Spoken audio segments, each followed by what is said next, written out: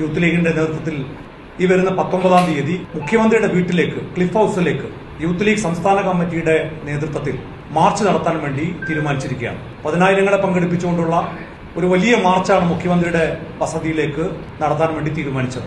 അഴിമതി സർക്കാരിനെതിരായി, ക്രിമിനൽ പോലീസിനെതിരായി,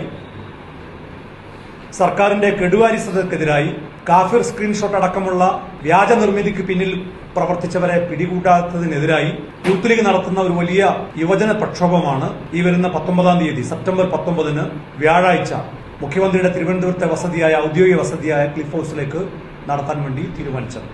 ക്രമസമാധാന ചുമതലയുള്ള ADGP അജിത് കുമാർ RSS നേതാക്കളുമായി ചർച്ച നടത്തിയിട്ട് ഈ നിമിഷം വരെ നടപടിയെടുക്കാൻ കേരളത്തിന്റെ മുഖ്യമന്ത്രി, ആഭ്യന്തര വകുപ്പിന്റെ ചുമതലയുള്ള ശ്രീ പിണറായി വിജയൻ തയ്യാറായിട്ടില്ല. കേരളത്തിന്റെ ചുമതലയുള്ള BJP നേതാവുമായി ചർച്ച ചെയ്തതിന് EP ജയരാജനെ LDF കൺവീനർ സ്ഥാനത്ത് നിന്ന് മാറ്റി. EP ജയരാജന് കിട്ടാത്ത എന്തു പരിഗണനയാണ് അജിത് കുമാറിന് കേരളത്തിന്റെ മുഖ്യമന്ത്രി നൽകുന്നത് എന്നറിയാൻ കേരളത്തിന് താല്പര്യമുണ്ട്. കാരണം ഇതേ കുറ്റം പറഞ്ഞിട്ടാണ് LDF കൺവീനറെ ആ സ്ഥാനത്ത് നിന്ന് മാറ്റിയത്. അജിത് കുമാറിനെ കേരളത്തിന്റെ മുഖ്യമന്ത്രി എന്തിനാണ് ഭയക്കുന്നത്?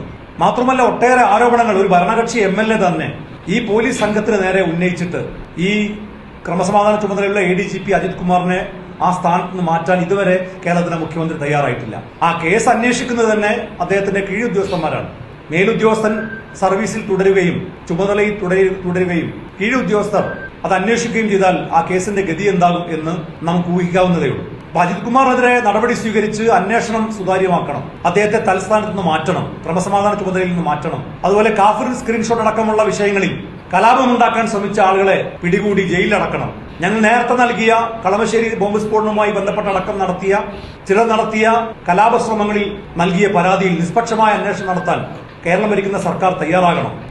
CPM-ന്റെ ലോക്കൽ കമ്മിറ്റി സെക്രട്ടറിയും ഏരിയ സെക്രട്ടറിയും അടക്കം വലിയ തോതിലുള്ള പണപ്പിരിവ് നടത്തി നവകേരള സദസ്സിന് വേണ്ടി പണം സമാഹരിച്ച് സർക്കാരിന്റെ ഉത്തരവാണ്, മുഖ്യമന്ത്രിയുടെ ഉത്തരവാണ് റെസിപ്റ്റ് കൊടുക്കേണ്ടതില്ല. സാധാരണ പിരിവ് നടത്തിയ റെസിപ്റ്റ് കൊടുക്കണം എന്നാണ് പറയാം. കോടിക്കണക്കിന് രൂപ ചെലവഴിച്ച് ദൂർത്തടിച്ച് നവകേരള സദസ്സ് നടത്തിയിട്ട് എത്ര പണം ചെലവഴിച്ചു, ആരൊക്കെ പണം തന്നു എന്ന ചോദ്യത്തിന് പോലും ഉത്തരം നൽകാത്തൊരു സർക്കാരാണ് കേരളം ഭരിച്ചുകൊണ്ടിരിക്കുന്നത്. അഴിമതിക്ക് പച്ചയായി കുടപിടിക്കുക. ഈ സർക്കാരിനെതിരെ ഞങ്ങൾ നടത്തിക്കൊണ്ടിരിക്കുന്ന നിരന്തര സമരത്തിന്റെ ഭാഗമായിട്ടാണ് ക്ലിഫ് ഹൌസ് മാർച്ചിന് വേണ്ടി യൂത്ത് ലീഗ് സംസ്ഥാന കമ്മിറ്റി തീരുമാനിച്ചത്.